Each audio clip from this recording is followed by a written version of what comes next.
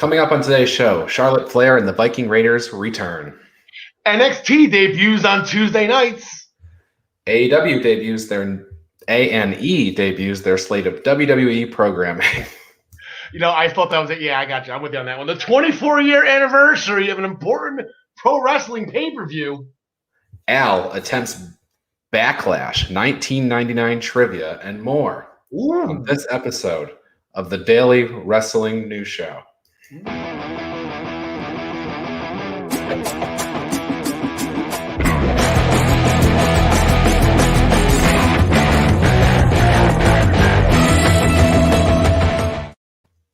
This is the Daily Wrestling News for April 13th, 2021. We are powered by the Eastern Observer. My name is Ryan Joy, and I'm coming to you live from Minutes to Belltime Studios on the beautiful Treasure Coast of the Sunshine State. And I'm joined by Al Karl, Pro Wrestling Pick'ems Al Karl. There you go. How's everything going there, Ryan? You caught me off guard. See, when you gave me the cold open to read, I have it in my email, and then I come back and you're wearing a hat for the first time ever. And not just any hat, you're shouting out the Bella Army here. There you go, the Hall of Famers, the Bella Twins. Well, I went to Mania this past weekend. I was there in the crowd. There wasn't so much sun to worry about during WrestleMania. It was mostly rainy and cloudy. But the other days that I was there in advance, it was shining down so hard. Yep. And so I needed to have a hat for my bald head. And you chose the Bellas. All right. This has the snapback, which is I prefer. It's my preference. So is it really? Oh, I see. I'm the other way because I've always worn my hat backwards. If it's I can't do it. It's got to be fitted. That's just a snob like that. Yeah, I needed to keep off the sun and everything. So there you go. And I haven't shaved my head since I left. So we're really on this is hard times here. Hard times, Daddy. Oh my gosh. So we had that big cold open, but I guess I kind of want to ask you. Yeah. WrestleMania. Yeah. What's your think? Loved it. Every second of it, right? That could have been bad. I have absolutely no idea. I don't care. That was Christmas for me. I was all in. I thought everybody, and you could see everybody was like I'm talking about the superstars, the guys who competed, the guys who performed. They were all genuinely excited to have the fans back in attendance. So you could see that on all their faces. You saw it on Randy. Bianca was almost in tears before the match even started, because she was just so happy. She felt the moment, and everything was just great. I don't know what more you could want out of that show. I thought it was great, great matches. The pairing, whatever. Great wrestling. No complaints here. Yeah, it was every bit the spectacle that you expect from WrestleMania. Yep. I actually wanted to ask you because last year was such one of your favorite WrestleManias just because it existed. Yes. This year, for all the same emotional reasons and stuff like this, it has to rate up there. Have you decided where this ranks in your? Oh no! No, it was up there. I'm definitely gonna watch it again, and I'm almost positive there's not a match there that I'll fast forward. Yeah. So even the matches that I didn't have too much interest in, they were great. Like I said, you said Riddle and Sheamus, okay. But they went out. They kicked the crap out of each other, and it was a great match for the United States title. I'll definitely watch that again. So. This was great. I'm looking forward to seeing it again at some point if I can ever fit it into my schedule. Night 1 or night 2? Which one are you more happy with? I guess I'll go night 1. And unfortunately, I had to watch night 2 on delay, so it was what matches were on each show. Actually, something I did pay attention to because I wanted to see what I was going to miss or what I was going to watch live. And I'd say the only matches, Owens and Zambia would have liked to have seen live. Asuka and Rhea I wanted to see live. And then the triple threat was 3 of the 4, So I was more happy with night 1 that I was able to watch that live. I was in studio with John Smith and John DeConnie. We watched it all live together, even though we were in separate places. And John Smith really just doesn't give a crap about The Miz because once all those bunnies came out, he literally fell asleep on screen for the rest of the show, and it was just me and John DeConnie. I have a picture of it. I'm not going to blow him up. I sent it to my wife, and John really ate The Miz. So once The Miz came on TV, John Smith asked out. So that was fun. In classic Miz line, Yep. They hop a little, we hop a lot. They had a ton of bugs up there.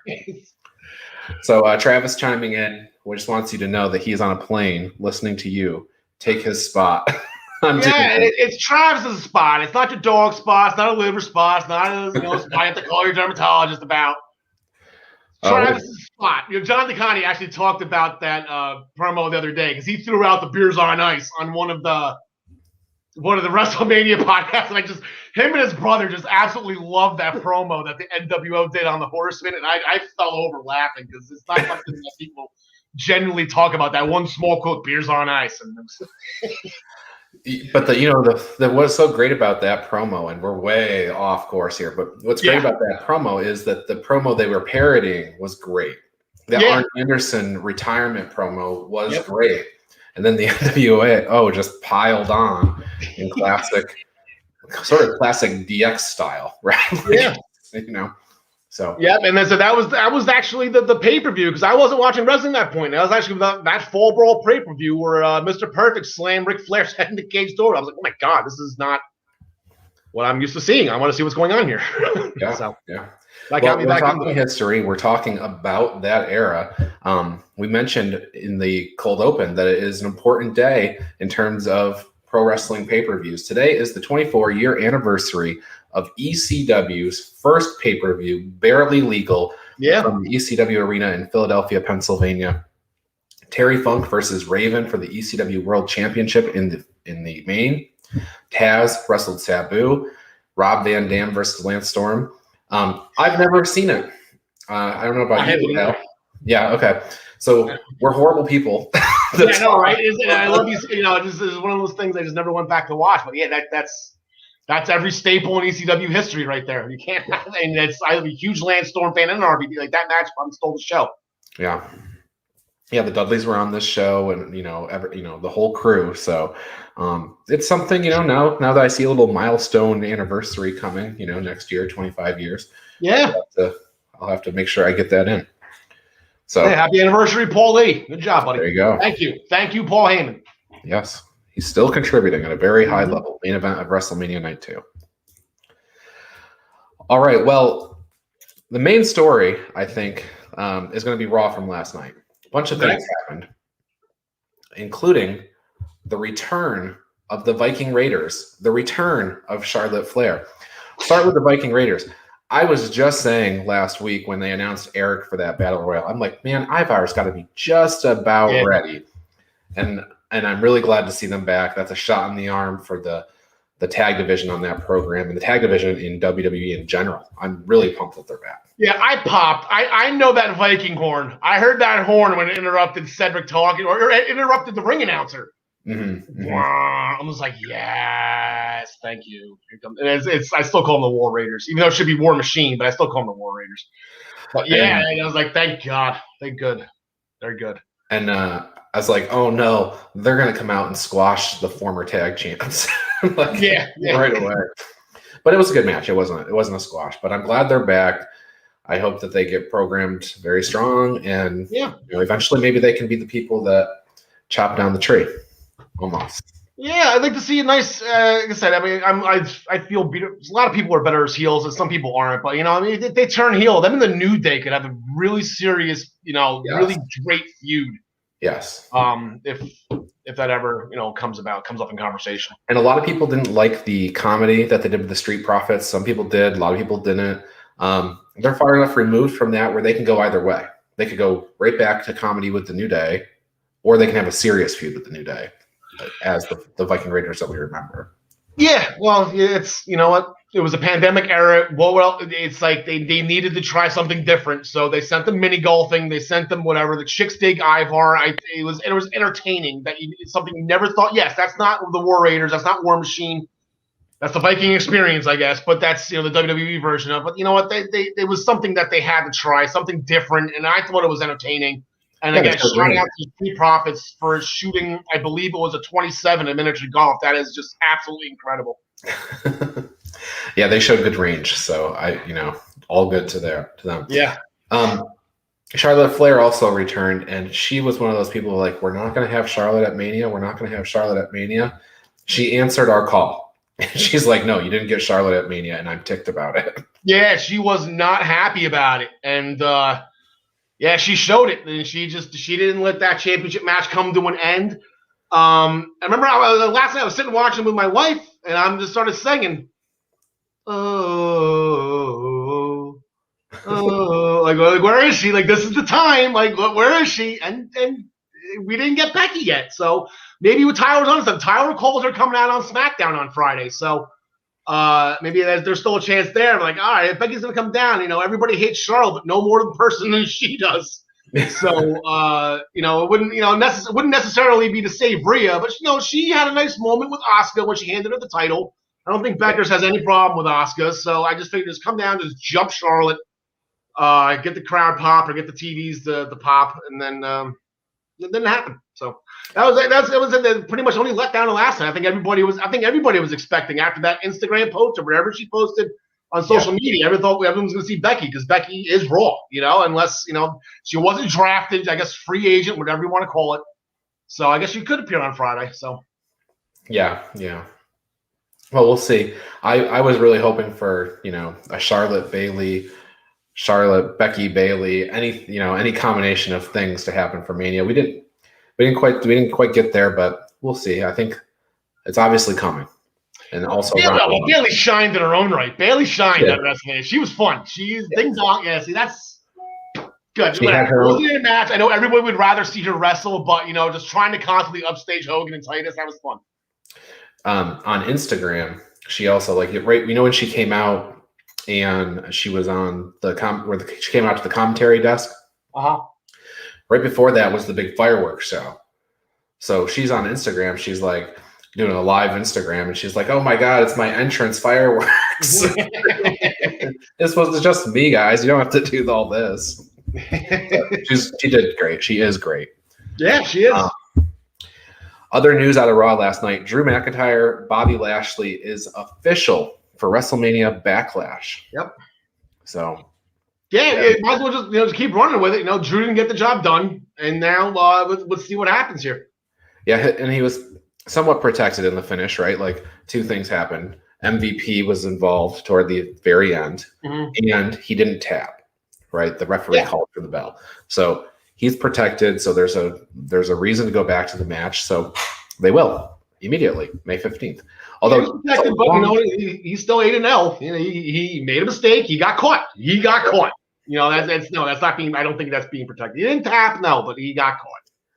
Yeah, exactly. So he beat out Randy Orton. He beat out Braun Strowman. Yep. Not in the same dominant fashion that Roman Reigns pinned Edge and Daniel Bryan, but he did get past them. I can't wait to talk about that one tonight on the Essential Wrestling Podcast. Yes. Roman is just amazing. Next level. Yep. Okay, so the new announced team. What did you think of Adnan Virk? Yeah, Adnan Virk, former. He started. I looked him up just because they announced him from the Major League Baseball network, and I'm like, wait a minute, that doesn't sound right. Because as a hockey guy, I see him all the time on the NHL network, and they do it.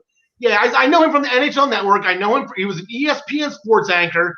So Adnan Virk, he's Canadian, so great, perfect. He did some work up at TSN too, but I thought he did fine. He's a little different. Not that he's bad, but I guess his enthusiasm or his excitement when a pinfall's happening or if it hits a finishing move, it kind of sounds the same as when he's just calling the match. He doesn't have, you can tell when Stryker gets excited or even when Cole gets excited. It's a different tone, it's a different thing. But he'll get it. It's whatever. It's the first show. It's not going to be perfect. So welcome to. I like Adnan Virk. He's very insightful. He's very good, and he's been around for a very long time, just not on WWE. And you read the articles going into this. This has been in the works for about 4 months now. So I guess Michael Cole called out to an agent. He's like, yeah, Adnan Virk will do it, and I think that's what Michael Cole wanted. So now Tom Phillips is off doing something else backstage. It's not like he was fired or anything. He's got his responsibilities backstage, and I think he's just concentrating on that. Yeah, Tom Phillips is going to do the commentary for 205 Live as well. So that's yeah. What about Corey Graves? Corey and Byron is not a tandem that I particularly enjoy because Corey just runs Byron down so much. But I'm willing to give him another shot. Yeah, Byron can't do anything right with Corey, which is fine. That's just Yes. Mm-hmm.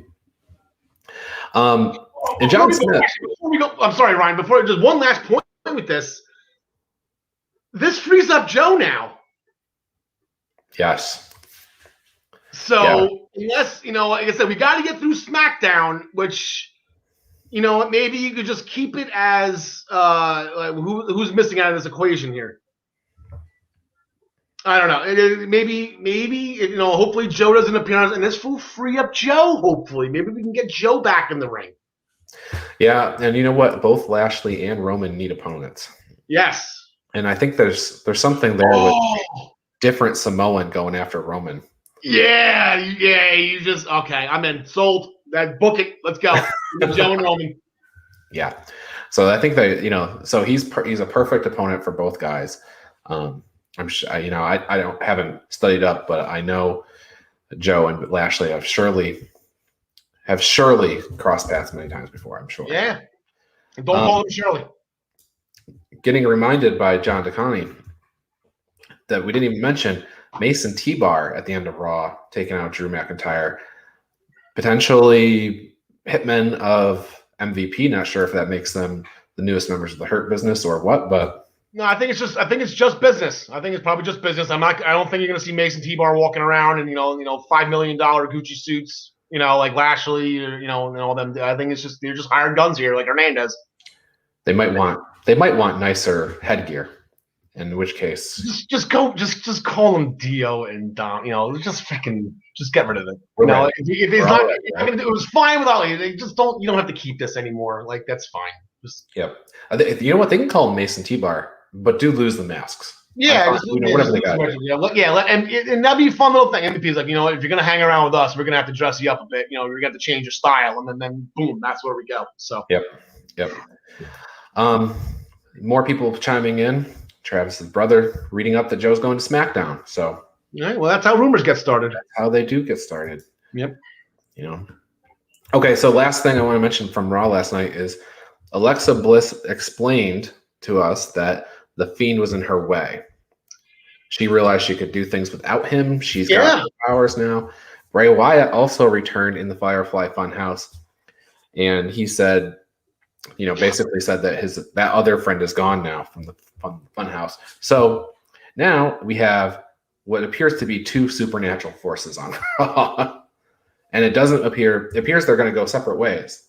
So yeah, and Alexa Bliss, and I'm sure all of us know, the female gender of an animal species is the most deadliest. That's why they say happy wife, happy life. So I'm not going to complain with that. I'm not going to argue with that. Yep.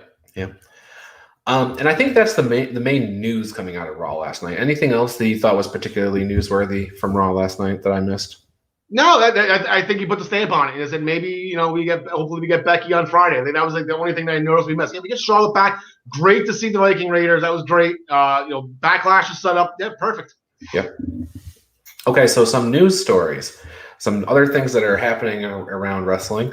A&E, not AEW, as I said, open. A&E is kicking off their WWE programming this Sunday, 8 p.m. They have the biography on Steve Austin. It is available if you want to go. There's like about an 8-minute clip somewheres on the YouTube or whatever that you can find where they show various things from this. Really interesting. I think you'll be kind of hooked right away. So that debuts 8 o'clock on Sunday. Mm-hmm. Subsequent weeks, we're going to have Roddy Piper, Randy Savage, Booker T, Shawn Michaels. Those are coming right up in the following Sundays. Also on Sunday, WWE's Most Wanted Treasures debuts at 10 p.m. And the first episode is Mick Foley searching for Mr. Sacco, his Cactus Jack flannel vest, and the Mankind shirt from his debut in 1996. So, wow. So that's, it's interesting that WWE programming, it's on Fox, it's on NBC, and all the NBC outlets, USA and Peacock and all that. Yep. And they have this relationship with A&E. So yeah, they've had it. I mean, I don't know if it was WWE specifically, but when you say A&E, the Bret Hart Wrestling with Shadows from way back in the early 2000s. It was the first thing to chronicle the screw job. Mm-hmm. So they had cameras following around Brett. I think it was actually just like, oh my God, he kind of just stumbled upon something here, these cameras, because they were just following around Brett for a normal documentary. And then he hit that fan in Montreal. And they're like, oh my God, so like it was pretty crazy to watch that. So yeah, so they did some work with WWE before. That Wrestling with Shadows is interesting because on the Dark Side of the Ring series that Vice is doing, they did the Montreal Screwjob, and it just so happens that they ran into for talking. They got hooked. They went to Montreal and they got hooked up with this guy who does filming, does camera work. It'll happen to be the same guy who did the camera work for Wrestling with Shadows. Really? They didn't know that it was the same person, and that guy wasn't even a wrestling fan, so he had no idea what he had been filming. Yeah. So they were able to talk to them. That kind of those little intricacies came out in the recent like extended versions that they're doing called Confidential on Vice. So that story is so incredibly relevant still. And there's a Bret Hart biography coming up. It's not one of these first 4 weeks, but it's part of the series. So cool. Yep. Good. Ring of Honor is having their 500th television episode on April 15th. They will have a 3-hour block. It's typically a 1-hour show. This is going to be a 3-hour block where they have 10 of the greatest matches from the show's history. That's in the first hour. And then hour 2 and 3, they're going to have Jonathan Gresham defend the Pure Championship against Jay Lethal. That was a fan-voted match. Nice. And then there's a main event that they haven't announced yet. Planning on announcing that soon, I guess. It's not announced yet. So stay tuned for that. So big Ring of Honor show coming up April 15th. There you go. Okay. Always, congratulations. Here's another fun one. You like cartoons, right? Right, Al? I grew up watching them. Yeah, I was a fan. So Disney will be premiering Ultraviolet and Blue Demon this September on the Disney Channel. It's a series that features the famous luchador, Blue Demon, and his niece, Violet.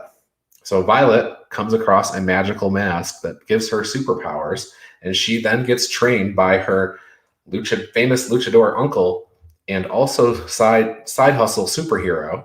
And we're off to the races. That's the new Disney series. So. Perfect. So there's your cartoon wrestling crossover. Yeah, it's a cartoon too. It's even better. Okay, so finally, before we, I guess the final news is I want to run down the card for tonight's debut episode of NXT on Tuesday nights. So Karrion Kross will be kicking off the show. So I'm sure he'll have a menacing face and very little to say except for TikTok. Yeah, and then I'm sure Finn is not happy. Maybe I don't know. You see, where can Finn go with this? He can be pissed that he lost, or he can go out, shake his hand, and then punch him in the face. That was great. You got me, and then punch him in the face and say I want a rematch. So I'm sure Finn won't be too far behind. Maybe Kyle O'Reilly won't be too far behind because I said he had the big win. He walked out, and Adam Cole did not. So it could go a lot of places. Well, they're also going to show us on NXT tonight the footage from what happened after Stand and Deliver went off the air not between O'Reilly and Cole, but what happened after their unsanctioned match. So yeah, you can see the stretcher watch. Cole getting tarted out. Santos Escobar has an open challenge. Thoughts on who you think might answer that? Leon. Oh no, Leon's got a match. Not off the top of my head. You're gonna feed him somebody. I don't know. You think about this. Okay, so he has this huge monumental win, right? Mm-hmm. Mm-hmm. And then you got guys like John Smith who are huge fans and want him to go further than that. So maybe just drop it now. Yeah. Have him just get surprised by somebody who you're not thinking of. And now he loses the title and now he goes on to bigger and better things. But this kind of intrigues me. But then again, it could be somebody like Leon Ruff, just squash in 5 seconds. Who knows? Yeah, this is going to be fun. And, it wouldn't shock me if, when they're debuting on their new night, here's a title change. Here's. Mansoor has got a Goldberg streak going. He's like 50-0 or something right now. Yes. He's especially undefeated. And I keep on bringing up this point. Like, I'm assuming in Saudi Arabia, he's undefeated in Saudi Arabia, and he never loses overseas. I'm assuming he was going to be fighting Brock Lesnar for the title at some point, but I guess the pandemic hit, and that didn't happen. But yeah, it's funny. A couple of years from now, when they go back over there, I guarantee you Mansoor is getting the championship match. Yeah. Well, stay tuned, and he'll probably win. So, Raquel Gonzalez is going to make her first appearance as champion. Frankie Monet is also going to debut. That's likely to be Taya Valkyrie. Yeah, that's what we're doing, Frankie Monet. So that's okay. I like it. She could be Frank for a second, sure. It's either her or the dog's name. The dog's name is Frankie, which is I don't know why she wouldn't be able to keep her. Everyone knows her. I don't know why she wouldn't be able to have like the AJ Styles or Samoa Joe or even like the Johnny Gargano. They all kept their names. I don't understand why Taya would have to change. Unless maybe that's I don't know, merchandise stuff. I don't know how that stuff works.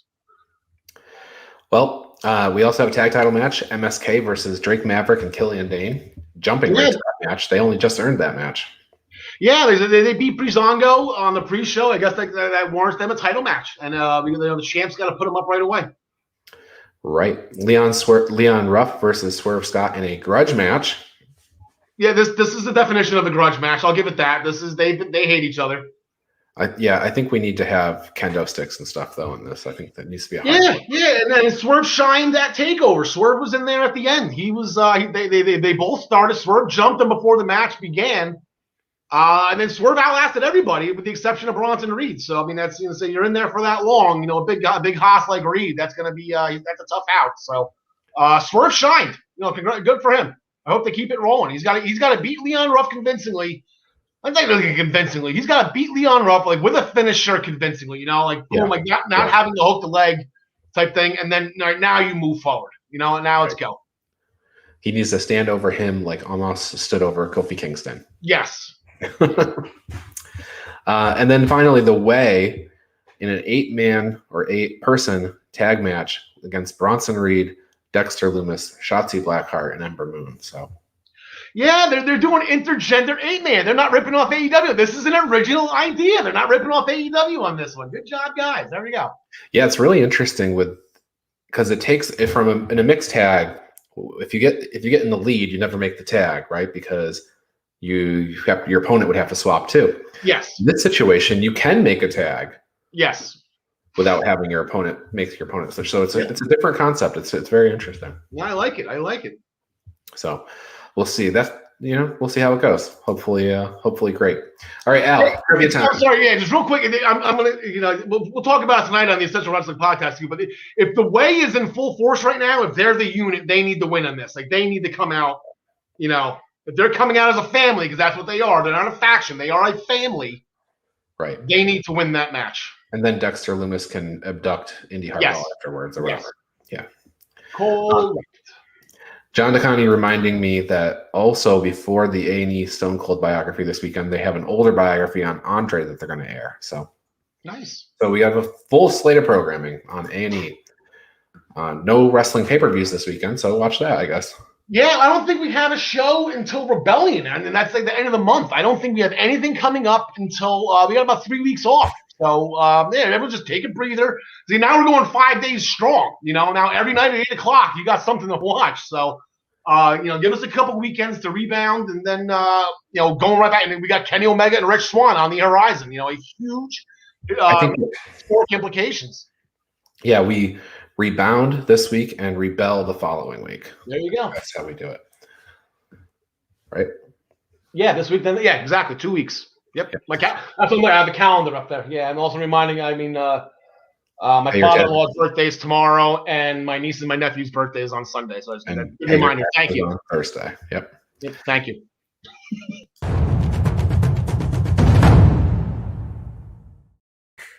We're going to give you 5 questions. A simple majority correct will get you the W. If you win, you get the Goldberg Oscar Award. If you lose, you get a Hawkins. I said at the top of the show, we're talking Backlash 1999. WrestleMania Backlash, the first of its name, so to speak. Yes. Backlash 99, also the first of its name. So. Oh, this is the first. Okay, yeah. So they're going. Yeah. So 19. This is Attitude Era, right in the midst of it, right in the midst of the wars. I think maybe at this point WWE finally took over the lead, maybe after the 82 weeks or whatever Bischoff's thing is. Yeah, I think so. I think they had the lead here for sure. Yeah, and this was WrestleMania 15, so this was right after Rock Austin won. So Corporate Rock couldn't get it done.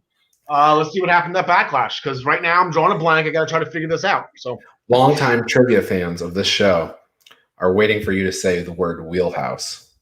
When you say wheelhouse, it's a perfect. Yeah. So you didn't say it. So no, I didn't know. Well, you're not going to get me wheelhouse. Maybe I start throwing some King of the Ring stuff at me later. I can do that. And SummerSlams, I'm pretty good. Like I said, the Big Five. I always throw King of the Ring in that category, the Big Five. They should bring that back. I miss it. Yeah. All right. Well, first things first. Mankind defeated this man in a boiler room brawl match. I'm going to give you choices. Your choices are The Big Show, Kane, The Undertaker, and Ken Shamrock. Yeah, that was the match at 15. So I'll go Big Show, Paul White on this one. And then White, I believe Show got disqualified at 15. So that's why they got had the rematch. Yes, it was it was against The Big Show. Mankind would win from escaping the boiler room. Okay. Yep. Ken Shamrock. He wrestled someone on this show in the semi-main event. Was it The Undertaker, Billy Gunn, Kane, or Viscera? Just pretty sure that match wouldn't go on second to last. But okay, so yeah. You might be a let me up match. Okay, so what were the choices? So you got Billy Gunn, The Undertaker, Billy Gunn, Kane, and Viscera. Okay, so the last time we saw The Undertaker, he was hanging the Boss Man from the cell. And the Boss Man's corporation tag team partner was Ken Shamrock. So I'll go, it was Undertaker versus Ken Shamrock. It was Undertaker versus Ken Shamrock, yeah. Undertaker had recently crucified Ryan Shamrock. Oh, I miss her. She was fun. I like her. Okay, here we go. The Brood, Edge, Christian, and Gangrel lost to this trio from the Ministry of Darkness. Your trio options are Midian, Farouk, Bradshaw, or Farouk, Bradshaw, Viscera, or Midian, Kane, Viscera, or Farouk and Bradshaw. It was actually a 2-on-3 match. No, okay, so no, we're going to keep the acolytes together on this one. There was no reason to break them up. Kane, I think, was kicked out of the corporation/corporate ministry at this. After 15, that was when Hunter joined the corporation. So that was what kicked Kane out. So my original thought process in my head is going to be the acolytes with either Midian and the acolytes with either Viscera. So I will go with just a coin flip here. I'll give it to Big Vis. That's right. Farouk, Bradshaw, and Viscera. You're 3 for 3. There we go. Okay, well, this is definitely in your wheelhouse. Triple H defeated X-Pac in a singles match.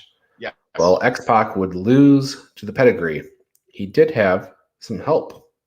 Who interfered to assist X-Pac with the match? Was it A, China, B, Billy Gunn, C, Kane, or D, Bob Holly? Yeah, this was right when DX, and I know right after Hunter left DX to join the corporation, I know Billy Gunn left right after. So just in my head right now, for whatever reason, I think Billy Gunn swerved over X-Pac, and I think there was a whole X-Pac and Road Dogg versus Billy Gunn in China for the rights to DX or something like that right after this. So I'm going to go Billy Gunn. It's Kane. Wow. It's Kane. China was actually all helping Triple H throughout this whole process, and or maybe I misheard. So somebody attacked Hunter in this? Kane came down and took care of both China and Triple H, and X-Pac was supposed to do the Bronco Buster in the corners. He got through China, but Triple H got up and pedigreed him. Okay, I thought somebody attacked X-Pac. That's where my head was going. All right, so I misheard. Whatever. Okay, my bad. Steve Austin defeated The Rock in the main event. It was a no-holds-barred match. Who was a special guest referee. Vince McMahon, Linda McMahon, Stephanie McMahon, Shane McMahon. Yeah, it's probably Vince. It was Shane. Shane? Yeah. Oh, that's right. Shane was the referee. Oh, wait. No, that was 98. Never mind. Yeah. Okay. Well, all right. So you still got 3. So yeah, I'll take 3. Very good. All right. Before we leave, let me tell you all about the Belltime Club shirt. It is a great shirt. It's a parody shirt, of course, after the famous Bullet Club shirt, but it's got all the Belltime stuff in there. So it's $22. The shirt's getting pretty solid reviews from everybody who sees it. So you can be one of the first to pick it up. The shirt comes in this awesome design and super soft style, any size you want, free shipping, $22. There you go.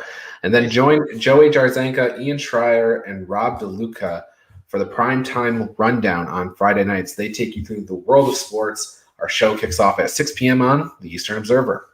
And then tonight, Al, the Essential Wrestling Podcast, episode number 49, you'll be hosting along with everybody. We got a special start time of 5 p.m. tonight.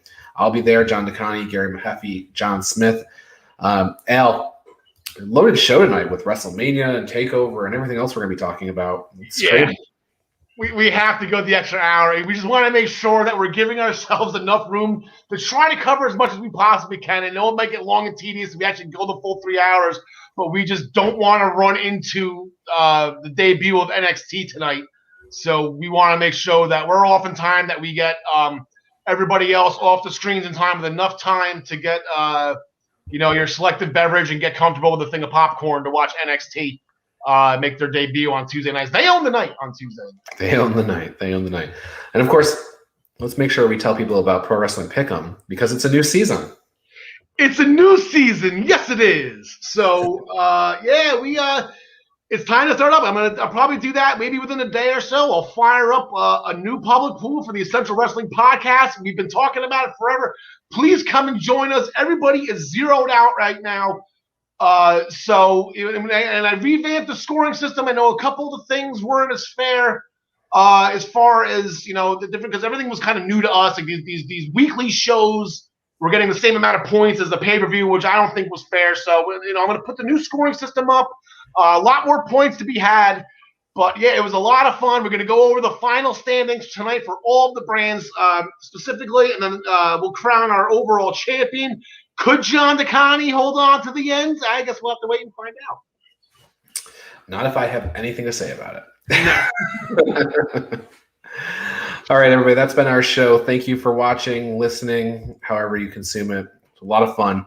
And it's a great week of wrestling. We're now on a 5-day-a-week schedule. So, oh, my God, that was such a so what is it, 364 days till WrestleMania? Let's go. Get excited. in Dallas next year. Big D, that's right. Yeah, Big D's taking it. They shoved in 101,000 last time they were there. I think over or under. They're going to get more of that or less than that, right? The American population's not getting skinnier, so I say less. Less, gotcha. All right. Less, but maybe more weight. All right. See you tomorrow, everybody.